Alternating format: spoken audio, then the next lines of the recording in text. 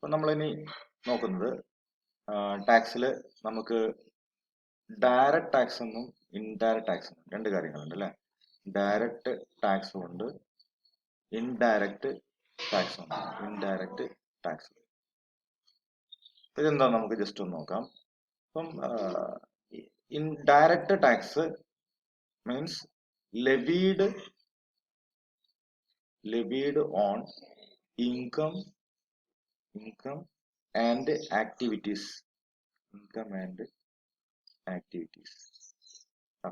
Direct tax ചെയ്യുന്നത് ഇൻകത്തിന്റെ മുകളിലും അതുപോലെ തന്നെ ചില ആക്ടിവിറ്റീസിന്റെ മുകളിലാണ് നമ്മൾ എന്ത് ചെയ്യുക, ഡയറക്റ്റ് ടാക്സ് ചാർജ് ചെയ്യുക. Indirect tax is levied on product or services അല്ലെ.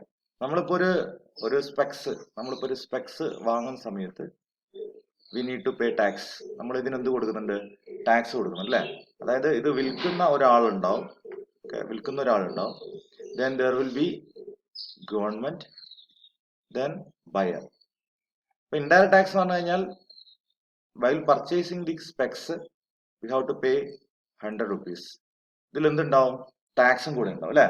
അപ്പം the customer actually paying tax through an intermediator അല്ലെ. ഇയാളിലൂടെ എന്ത് ചെയ്യും, നമ്മൾ ടാക്സ് കൊടുക്കുന്നുണ്ട്. there will be an intermediator. ഒരു പ്രൊഡക്റ്റ് വാങ്ങിയപ്പോഴോ ഒരു സർവീസ് വാങ്ങിയപ്പോഴോ നമ്മൾ അടയ്ക്കുന്ന ടാക്സിനെയാണ് നമ്മൾ എന്ത് വിളിക്കുന്നത്, ഇൻഡയറക്റ്റ് ടാക്സ് എന്ന് വിളിക്കുന്നത്. ഓക്കെ, ഞാൻ ഉണ്ടാക്കിയ ഇൻകത്തിന്റെ മുകളിൽ, ഞാൻ ഏൺ ചെയ്ത ഇൻകത്തിന്റെ മുകളിൽ നമ്മൾ ടാക്സ് അടയ്ക്കാൻ എങ്ങനെ എന്ത് വിളിക്കുക, ഡയറക്റ്റ് ടാക്സ് എന്നാണ് വിളിക്കുക. Okay, the person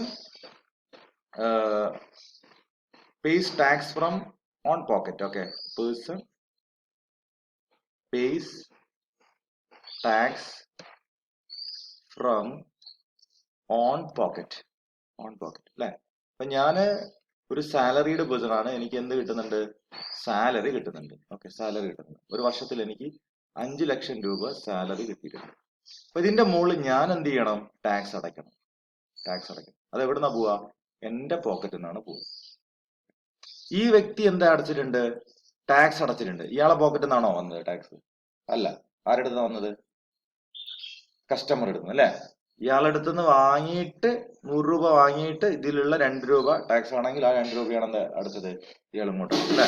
so indirect tax means person collect tax. Okay, person collect tax from customer and pays to government. Okay, നമ്മളെ എക്സാമ്പിള്, ഇയാളെടുത്തുനിന്ന് 100 രൂപ വാങ്ങിയിട്ടുണ്ട്. ഈ 100 രൂപയിൽ ഒരു പക്ഷെ 2 രൂപ എന്തായിരിക്കാം, ടാക്സ് ആയിരിക്കാം. അത് ഇവർ കളക്ട് ചെയ്തു. ആ 2 രൂപ എന്ത് ചെയ്തിട്ടുണ്ട്, ഗവൺമെന്റിലേക്ക് അടച്ചിട്ടുണ്ട്. ഇയാളെ കയ്യിൽ നിന്ന് ടാക്സ് പോയിട്ടുണ്ടോ? നോ, കളക്ട് ചെയ്തിട്ട് അടച്ചതാണ്.